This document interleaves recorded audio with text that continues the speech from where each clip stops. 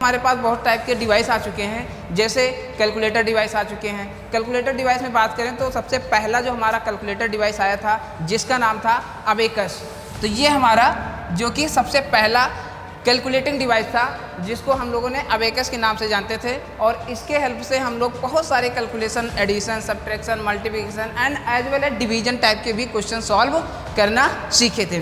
तो बेसिक सी चीज़ अगर बात करें कि जैसे कोई भी एक बॉडी पार्ट, जैसे कोई हम जिसको हम टच कर सकते हैं यानी कि देख सकते हैं, जैसे सपोज ये एक बोर्ड है, इस बोर्ड को हम लोग टच कर सकते हैं, देख सकते हैं, तो इस तरीके के पार्ट को हम क्या बोलेंगे? हार्डवेयर बोलेंगे।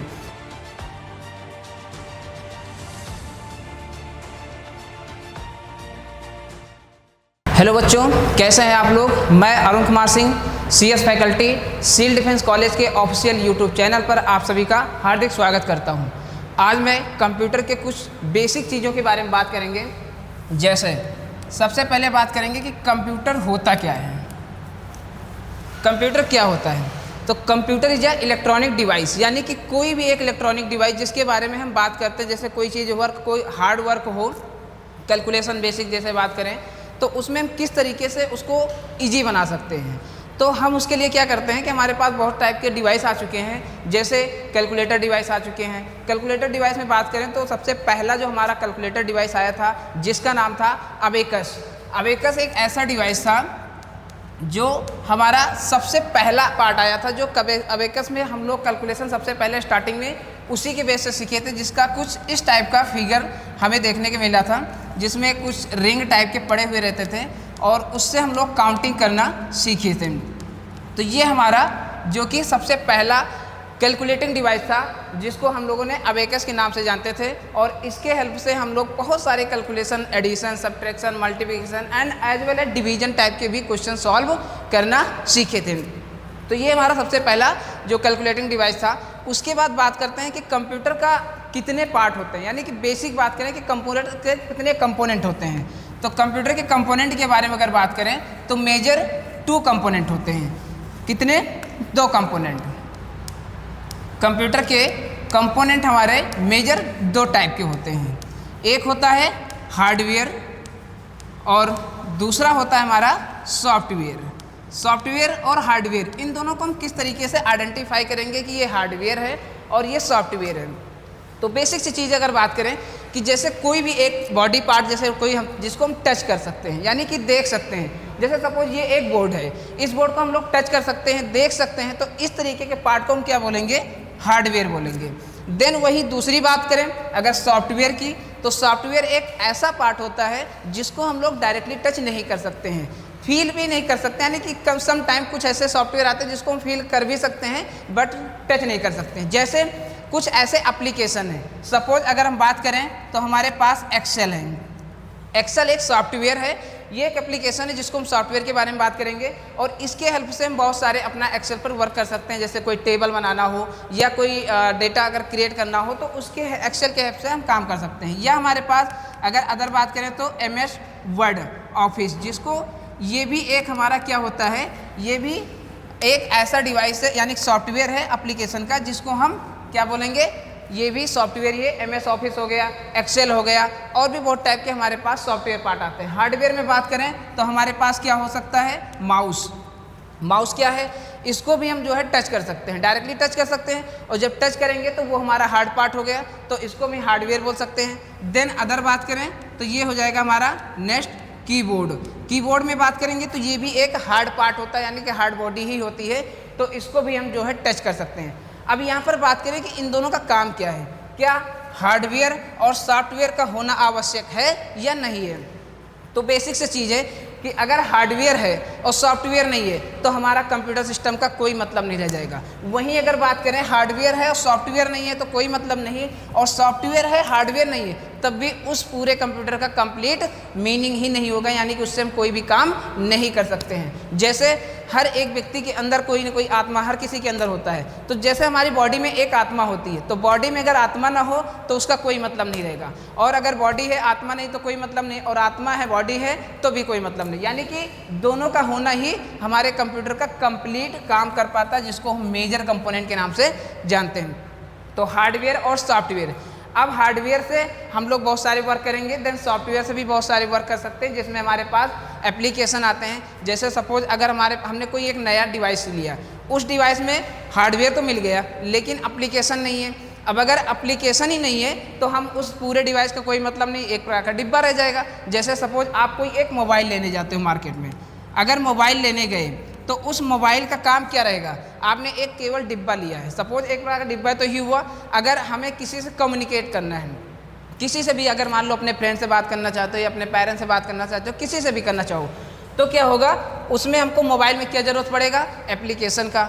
अब एप्लीकेशन क्या हुआ, ये पार्ट कैसा हुआ, हमारा हार्डवेयर पार्ट हो गया, लेकिन अब हमारे पास सॉफ्टवेयर भी पार्ट होना ज़रूरी है। तो उसके लिए क्या करेंगे, हम बहुत सारे एप्लीकेशन डाउनलोड यानी इंस्टॉल करते हैं। जैसे बात करें तो व्हाट्सएप हम कर लेते हैं, अदर बहुत सारे बच्चे इंस्टाग्राम भी काम करते हैं, इन पर भी, ट्विटर भी हो गया, लिंक्डइन हो गया, इस टाइप के बहुत सारे एप्लीकेशन आते हैं जिस पर हम अपने मोबाइल को कंप्लीट यानी कि एक बार का परफॉर्मेंस अच्छा देख पाते हैं, यानी कि उसमें क्या क्या काम करना है, क्या काम नहीं करना है।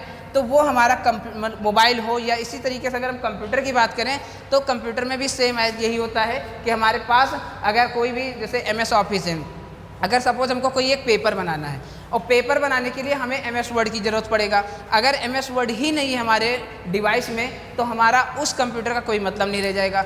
MS वर्ड किस लिए यूज करते हैं, बेसिक सी बात है कि MS वर्ड का हम यूज क्यों करेंगे। तो हमारे पास जैसे सपोज हमको किसी को एक लेटर लिखना है या सपोज हमें कोई एक पेपर क्रिएट करना है, अगर पेपर क्रिएट करना है तो हम कहाँ पर काम करेंगे, MS वर्ड पर काम करेंगे। तो यहाँ पर भी कुछ चीज़ें आती हैं कि हम MS वर्ड का यूज कहाँ करेंगे, एक्सेल का यूज कहाँ करेंगे। वहीं पर बात करें तो पावर पॉइंट का यूज कहाँ पर करते हैं। तो इन सभी एप्लीकेशन का यूज हमें इंडिविजुअल वर्क के लिए करना पड़ेगा। ऐसा नहीं है कि अगर हम MS वर्ड का काम सोचें कि एक्सेल में कर लें तो पॉसिबल भी नहीं है। अगर पावर पॉइंट का काम अगर हम MS वर्ड पे कर सकते हैं तो ये भी पॉसिबल नहीं है। तो वहाँ पर भी हमारे पास आता है कि किस टाइप के हमारे पास डेटा होना चाहिए कि हम जो है एक्सेल पर काम करेंगे, अगर हमारे पास कैसा डाटा है तो हम MS वर्ड पर काम करेंगे। तो यहाँ पर भी आइडेंटिफाई करना बहुत ही ज़रूरी। जैसे एक्सेल पे बात करें तो जैसे हमारे पास नंबर ऑफ 5 स्टूडेंट हैं, उनका हमें अपना जो भी यूनिट वाइज टेस्ट हुआ होगा तो उनके मार्क्स के बनाने होंगे, तो एक पूरा टेबल बनाना है। तो जहाँ पर इस तरीके काम करना होता है वहाँ पर हम एक्सेल का यूज करेंगे। अब यही बात करें कि MS वर्ड का, तो MS वर्ड में क्या होगा कि जैसे एक हमको पेपर बनाना है या किसी को एक कोई लेटर अगर टाइप करके देना है तो वहाँ पर भी हम MS वर्ड पर, यानी कि हमको डेटा भी समझना है कि किस टाइप का हमारे पास डेटा है, तो उसी का वर्क हम पर्टिकुलर उस एप्लीकेशन पर काम करेंगे।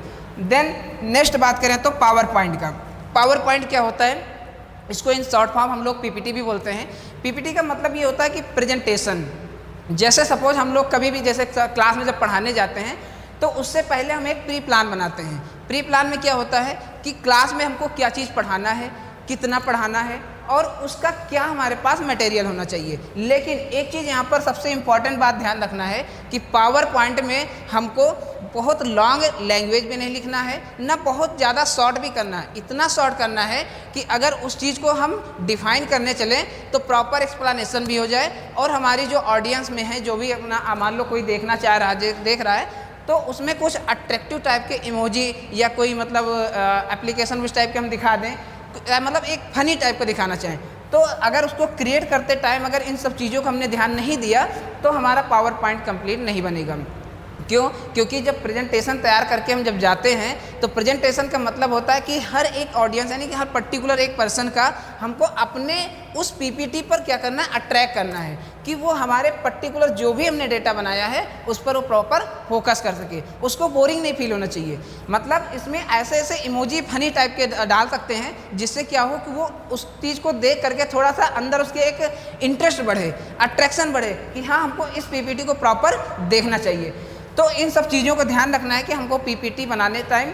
और दूसरी चीज़, ना बहुत ज़्यादा लैंग्वेज यानी कि सेंटेंस बहुत ज़्यादा नहीं होना चाहिए, शॉर्ट सेंटेंस होना चाहिए। बाकी वहाँ पर जो प्रेजेंटर होता है वो ऑलरेडी अपने आप से जो भी पर्टिकुलर जो हेडिंग उठाएगा उसको अपना उठा करके उस पर एक्सप्लेनेशन करना शुरू कर देगा।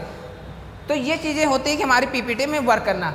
अब बात करते हैं कि जैसे इन जनरल अगर इन सब का यूज़ तो हम लोगों को मालूम हो गया। अब हार्डवेयर में भी बहुत सारे पार्ट आते हैं कि हार्डवेयर में कौन कौन से ऐसे हार्डवेयर पार्ट हैं जिनका हम यूज करना चाहें तो हम किस काम के लिए यूज करेंगे। तो यहाँ पर भी हमारे पास आता है हार्डवेयर में दो चीज़ें जिसको हम बोलते हैं कि इनपुट और आउटपुट के बेस पर।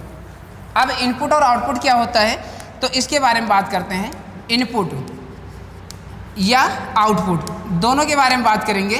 तो इनपुट में क्या होगा कि कोई भी डेटा हमें एंटर करना हो, यानी कि सपोज जैसे हमारे पास कुछ मैथ के कैलकुलेशन है या कोई भी पर्टिकुलर डेटा है तो हमें कैलकुलेशन करना है, तो हम क्या करेंगे, डेटा को एंटर करेंगे।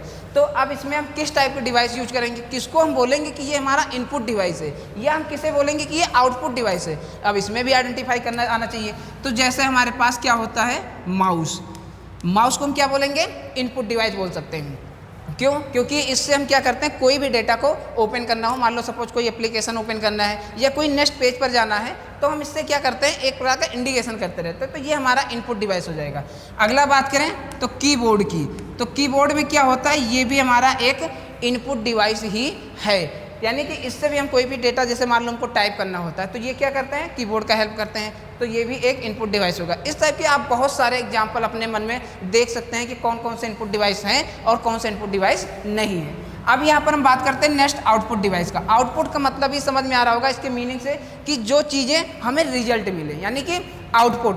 तो आउटपुट का मतलब जैसे हमारे पास प्रिंटर की बात करते हैं, प्रिंटर क्या है, हमारा ये आउटपुट डिवाइस है। जैसे हमारे पास कुछ मान लो कुछ बुक्स हैं या कोई पेपर है, वो सॉफ्ट में है। सॉफ्ट मतलब एक कोई एप्लीकेशन हमने अपना उसको स्टोर किया है, अब वो सॉफ्ट कॉपी से हमें उसको क्या करना है, हार्ड कॉपी में चाहिए। तो हार्ड में चाहिए यानी कि आउटपुट निकलाना है। तो आउटपुट के लिए हमको क्या करना है, कौन सा डिवाइस यूज करेंगे, यानी कि अब आउटपुट के पास बहुत सारे डिवाइस आते हैं, तो उसका क्या यूज करेंगे हम, प्रिंटर का।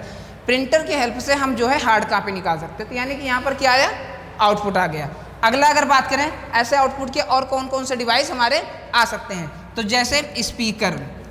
अगर स्पीकर की बात करें तो स्पीकर हमारा कैसा है, आउटपुट डिवाइस है। यानी कि उस साइड से कोई भी अगर पर्सन बोल रहा है और इधर से हमको उस चीज़ को सुनाई पड़ रहा है, तो यानी कि वो क्या हो गया, हमारे पास आउटपुट डिवाइस है। यानी कि यहाँ से भी हमको जो चीज़ सुनने को मिला, यानी कि उसका रिजल्ट मिल रहा है, तो वो भी हमारा क्या है, एक आउटपुट डिवाइस है। अगला बात करें तो मॉनिटर। मॉनिटर हमारा क्या आउटपुट डिवाइस होगा। अच्छा, इसको हम आउटपुट डिवाइस क्यों बोलेंगे, क्योंकि जैसे मान लो सपोज हमने कोई चीज़ कीबोर्ड की हेल्प से लिखा कि 2 + 2, ये हमारा क्या था, कीबोर्ड की हेल्प से हमने अपना एंटर किया, यानी कि इनपुट डिवाइस की हेल्प से हमने लिखा कि 2 + 2 वाट, यानी कि हमको क्या मिलेगा। तो उससे हमको क्या मिलना चाहिए, रिजल्ट। रिजल्ट हमें क्या कहाँ पर दिखेगा, मॉनिटर पर। मॉनिटर पर डिस्प्ले करेगा तो वो हमारा क्या हो जाएगा, आउटपुट डिवाइस हो गया। तो इस तरीके से इनपुट और आउटपुट ये दोनों हमारे क्या हो जाते हैं, आइडेंटिफाई करना क्लियर हो जाना चाहिए कि हमको किस तरीके से बोलेंगे कि ये डिवाइस आउटपुट होगा या ये डिवाइस इनपुट होगा। अब यहीं पर बात करते हैं कि एक सबसे इम्पॉर्टेंट पार्ट आता है, इसको इन शॉर्ट हम अगर बात करें तो IPO साइकिल के नाम से भी जानते हैं। IPO साइकिल होता क्या है, IPO साइकिल में क्या होता है, जैसे सपोज IPO, I के बाद P होगा, देन P के बाद O होगा, ये एक साइकिल कंप्लीट चलती रहती है। इसका मीनिंग अभी हमने बात किया, I मीन्स इनपुट।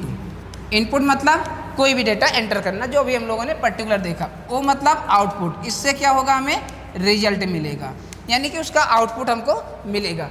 देन अब P का मतलब क्या होता है, P का मतलब होता है प्रोसेसिंग, यानी कि प्रोसेसिंग का मतलब क्या हुआ, जैसे अब यहाँ पर ये कैसे वर्क करेगा इंडिविजुअली 1 by 1। तो अगर हमने यहाँ पर लिखा 2 + 7, ये इनपुट किया, हमने डेटा लगाया, अपना 2 और प्लस को क्या करना, ऑपरेशन दिया, उसका सम करना है।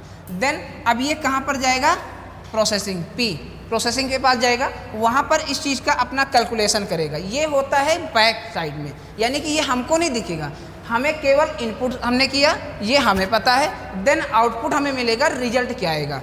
लेकिन बीच वाला जो पार्ट होता है ये कंप्यूटर काम है। लेकिन अब इसके बारे में भी हमें अच्छी तरीके से पता होना चाहिए कि P मतलब प्रोसेसिंग करेगा कैसे। तो वहाँ पर अब बात करें कि 2 + 7 हमने कर दिया, अब 2 + 7 में ये हमको क्या मिलेगा, यहाँ पर ये कैलकुलेट किया कि इसका आंसर 9 आएगा।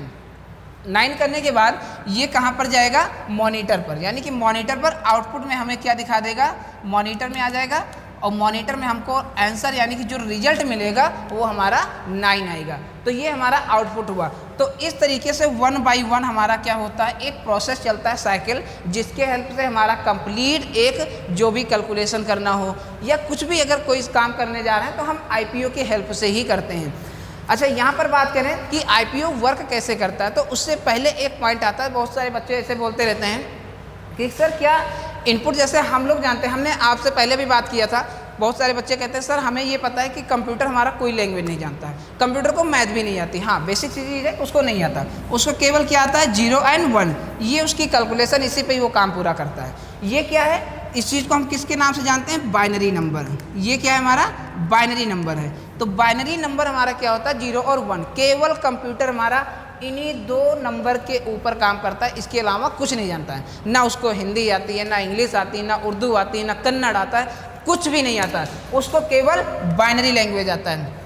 अब बात करें कि उसको कैसे वो फिर इंग्लिश में कन्वर्ट करता है। बहुत सारे लोगों का ये क्वेश्चन हो जाता है कि सर वो कन्वर्ट कैसे करता है कि ये हमारा बाइनरी लैंग्वेज में काम कर रहा है, और वो हिंदी भी हमको टाइप करके दे देता है, इंग्लिश भी टाइप करके दे देता है, यानी कि उर्दू भी दे देता है। वहाँ पर बहुत सारे लैंग्वेज आपके पास मल्टीपल आते रहते हैं। तो बात यहाँ पर ये आता है बेटा कि जो 0 और 1 पे काम करना होता है वो हमारा क्या है, एक प्रॉपर लैंग्वेज पर ही काम करेगा 0 1 पे। तो अब इसके बारे में हम लोग नेक्स्ट वीडियो में देखते हैं कि कैसे बाइनरी वर्क करेगा, किस तरीके से हमारा ये प्रॉपर लैंग्वेज को समझ पाता है, कैसे इसको डिजिटलाइज करेगा। हमने यहाँ पर 2 और 7 दिया, तो ये किस तरीके से 0 और 1 में कन्वर्ट किया। तो आई होप आप लोग इतना समझ में आया होगा। नेक्स्ट वीडियो में हम लोग बाइनरी और इसके नंबर सिस्टम के ऊपर बात करेंगे। Thank you.